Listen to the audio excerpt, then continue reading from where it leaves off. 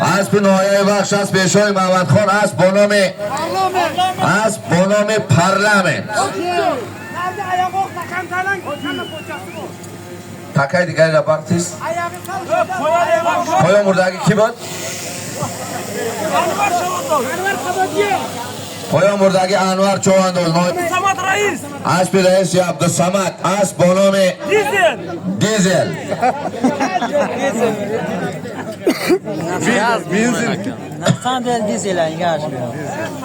برای بلو یک تا автомашина بود از نام آقای محسن صاحب صالح آقای معروف. اسب نایه بخش اسب ایشان محمد خان اسب با نام پارلمنت.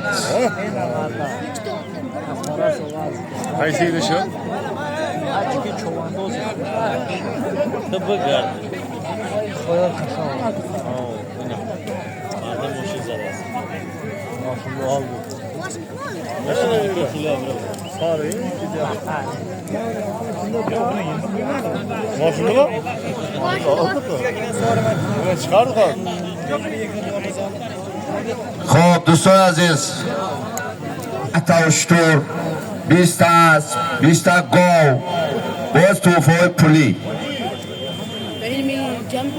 روزی 7 دکبر فراموش نکنید.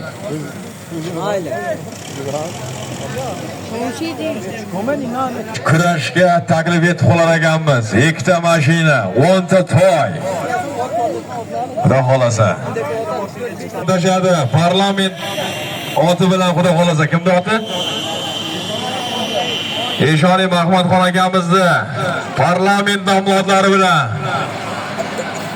avtomashinaga tashadi. Harakat qil, mana pulni 2 ta chori sirka. Maray poyan